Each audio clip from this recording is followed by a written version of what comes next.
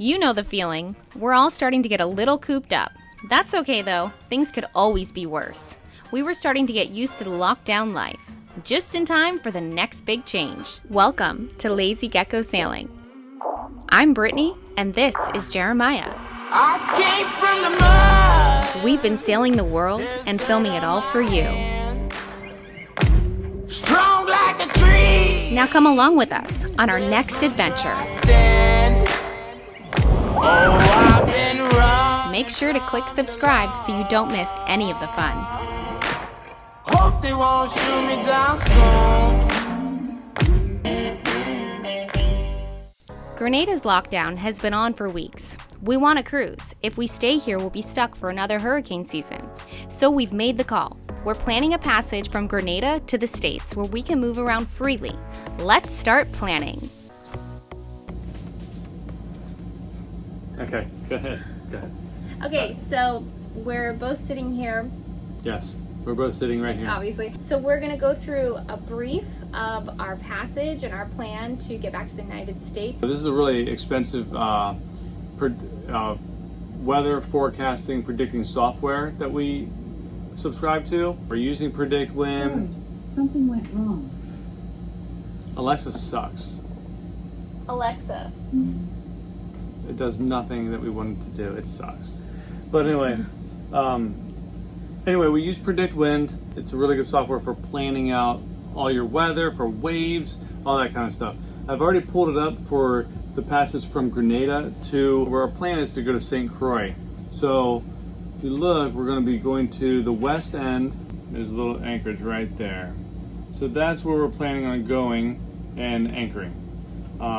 This passage is going to take about 2.5 days depending. So as you can see, that's our route directly from Grenada to St. Croix. If you look at the tables, 2.6 days. The max wind for our whole passage should be 21.3 knots. Wind speed, minimum wind speed will be 11.8. Average wind speed will be 16.5. We'll do 60% reaching. We'll be doing 40% downwind. 100% of the time, the wind would be between 8 and 20 knots. It says 0%, probably because it goes over like a flash for between 20 and 30. And then the waves should be 1 to 2 meters 100% of the time. So what we do is, can you unplug that stupid thing? That is ridiculous. Do you have one of those? They're awesome. Like, I didn't even say the word Alexa. Okay, so what we do is we just put in our 2 waypoints, and we can put all kinds of terms and stuff. And then we say, hey, we want to leave on the 11th at 1600. It's going to give me 4 different forecasts. So I can go, I want one every 24 hours from that time, like 1600 on the 11th, then 12th, 13th, 14th. Or I can do like, I want every 3 hours, trying to figure out what's the best time to leave. And then you look at these, 1, departure 2, departure 3, departure 4, and you choose which one's the best one to leave. So right now, our plan is to leave on Wednesday or Thursday. We also have employed a person named Chris Parker, who's like, he's a guy who used to sail, and now this is what he does. Like, he forecasts weather for boats. And he sends it to you via satellite and all that kind of stuff. And we've employed what's called a weather router, which is somebody it's a weatherman that watches you on your satellite tracker and constantly emailing like, hey, okay, I want you to shift your sails to this, and you're heading to this because the wind's going to turn here at this time at 1 o'clock in the morning, and all that the entire way.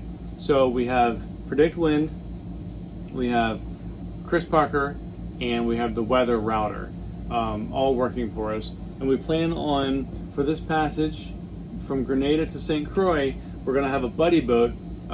It's a couple on a 35-foot island packet. Really good boat. We've made friends, and they're headed back that way too, so we're going to buddy boat with them. Here you go. This is called bleeding the air conditioning, yeah? Don't spill that. Can I pour it down the sink? Yeah. That rinse that thing out now. Oh, that's a horrible smell. I'm just going to stir it up, make sure it's running. But that's a new valve I put in. Oh, cool. Yeah. I hope it works. When's the last time you had this AC unit on? before we haul it out. You just had to bleed the system? Yep. I had dried this system out. I purged it of all the water so it didn't just grow while we were sitting. So I just want to, you should look at it, make sure we don't have any leaks, stuff like that when we first start it back up. Thank goodness. Our starboard AC is having trouble. We're in the marina and it's hot. So it's great to have another room to sleep in with some cool air. See, this is the water pump here. And then I put this little three-way valve in here so we can just purge the water right out. Don't mind that, that's from a leak before. That's our through hull going to our strainer. And then I can just turn that little knob, put some water on, and it bleeds the system. Also have one of these high water alarms down there. That's a sensor right there. And if it were to get wet, that thing emits a sound. Just so we know if there's any leaks. Sleeping in here tonight. Yeah. Our old room. The air conditioner's not on the other side, so while we are fixing that, let's use our spare room.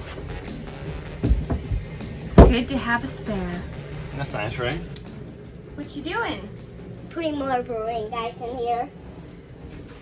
Oh my goodness. We're having quite the war down here. Yeah, Mom, your guys are not dead. They have super army. Oh, you have a super army, like superpowers that come back to life? Yeah. Oh, cool. I Okay. do too. So can you reset them? Sure. How's the war going, guys? Good. It was good. I thought So you got your air wing over here. that it was over because he had killed me off, but then he told me my guys have superhuman powers, so they come back to life. I have superhuman power too. Oh, yeah? Is it Marine guys or is it Army guys? Navy SEALs, Dad. Oh, so SEALs. Navy guys, Navy SEAls. All right. He was asking me about all the different branches last night. Yeah, I heard you telling them. He liked the Navy SEAls. What the heck? You have quite the setup in there. Thank you. You're welcome. The generator's shutting down because of a low oil pressure warning. I don't have another oil pressure sensor right now. What I'm doing right now is just testing, see if I can bypass the oil pressure switch. I just went ahead and changed out the filter. I didn't change the oil right now, but I changed the filter out and the oil is cycling through the system. So it has a little pressure, just, I don't know the exact amount, but it was intermittent at first.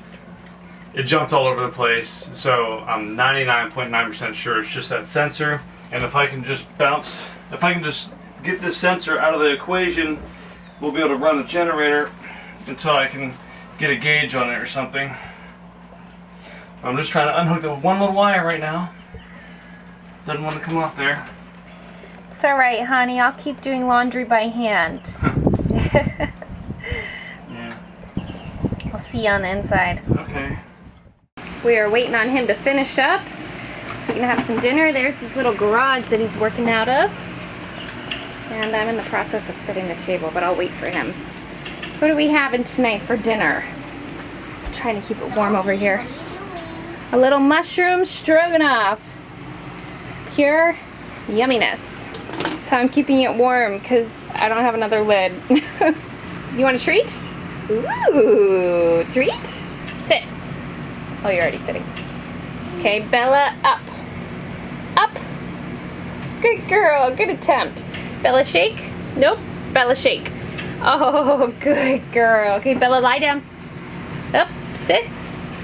Sit. Down. Roll over. That's play, Dad, but I'll give it to you. One of the things that we want to do before we get out of here is change a charging system thing that we have. The engines in the Antares were designed so that the alternator only charges the starting battery for that engine. So you don't charge your house bank, which everything runs off of. What we find is that whenever we're out sailing overnight and stuff like that, we have to run the generator a lot because the house bank starts to die. We've recently put in new lithium, so I'd like to make it so that we could charge the house bank while the engines are running. And you know, some people think, hey, you could just hook an alternator straight to it. You cannot do that. So what you have to do is modify your existing alternator or replace it with one that is made for this, and install an external regulator, which will allow you to use your alternator as like a 3-stage charger.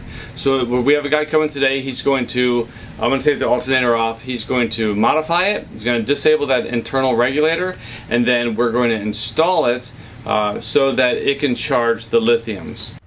It'll be amazing to have this system running. Power straight to the house bank? Yes, please. We've contacted our electrician, Steven, for the job. Here we go.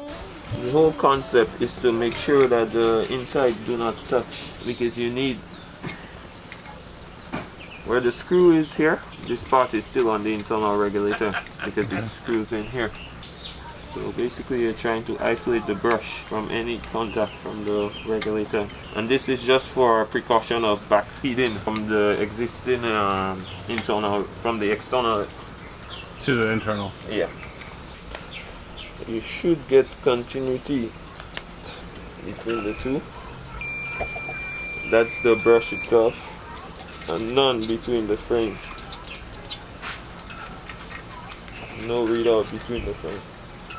That means it's isolated, because one side of the post is negative. That's why we call it a N-type. Right. The reason why we call it a P-type alternator is because this one end will go to the negative and the next end will go to the regulator to control the excitation of the rotor coil. And if you have it as a N-type, this one will go to the positive and it will go to a negative regulator. Then we will just cut this to close up this, and the only thing we have to worry about is this. And we wouldn't, this is where the excitation goes into the internal regulator. The brown wire, which comes here, will come here no more. This way, no connection, no excitation from the ignition switch, and no backfeed from the external regulator. Are you ready for him to drill into the boat? No. We're going to install this battery gauge right here. Don't really like drilling into things, but I think it'd be nice to be able to see the battery voltage from up here. I know, I hate, you're better at this than me, like dealing with like drilling into walls and stuff. And I just, as long as it looks like it was meant to be there and it had always been there, I don't care. yeah, well, you know, if it's not, then we're screwed, so. Yeah, that would suck. Drilling into Calypso is not our idea of fun, but we wanted to install a good monitor to keep an eye on those sexy lithium-ion batteries while they're charging. I didn't even watch this. Talk about pucker factor.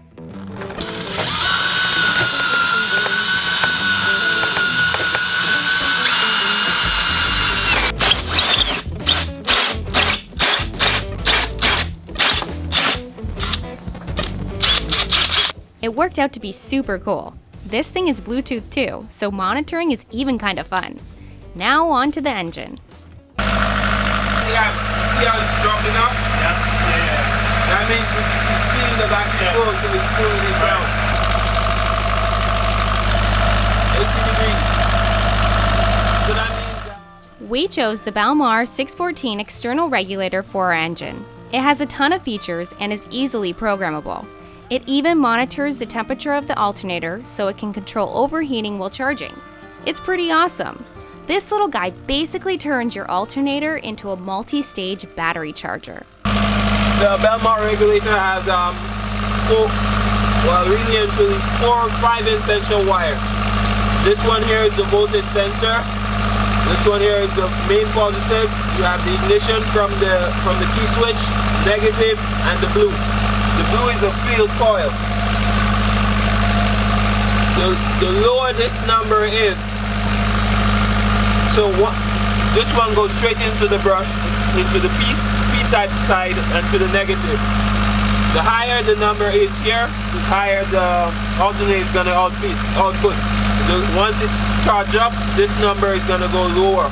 And when you just start with the battery is dead, you'll see this one at 12 volts, very, very high. Basically, that's it. the Palmar R614 is installed. This is where the starboard engine is. We only had one of these on the island, and the other one wasn't going to come in enough time before we left. So we're going to have to make do with one right now. We've disabled the internal regulator on here, installed the Palmar R614.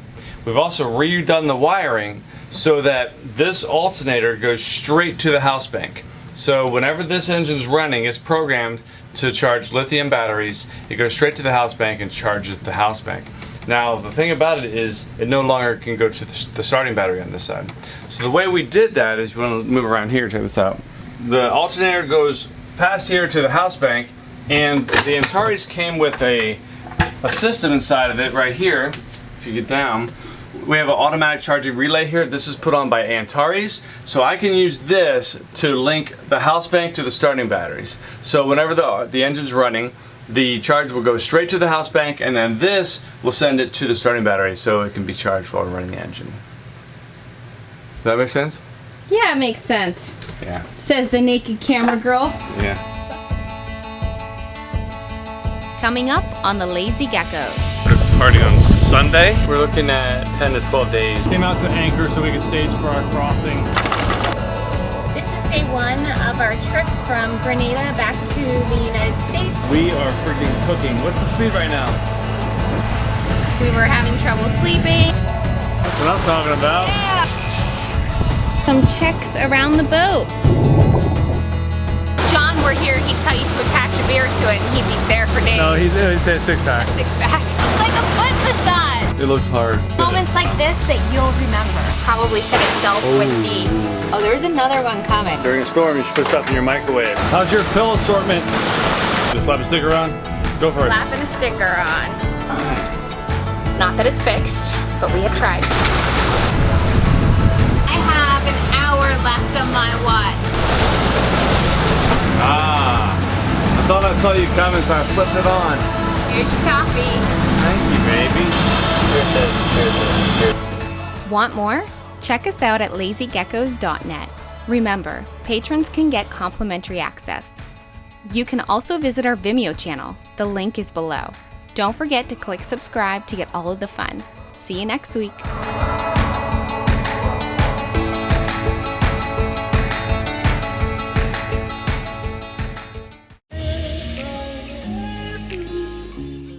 We've been working all hurricane season for this. Are you ready to take this adventure to another level? We are. How's it? It's good. It tastes good when you're working for it. We've added a huge feature for you to enjoy. Our private server is live, baby.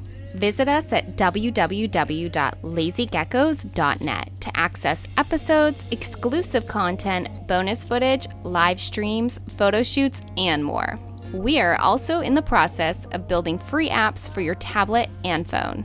You can also qualify for free access by becoming a patron. See details at patreon.com/lazygeckos.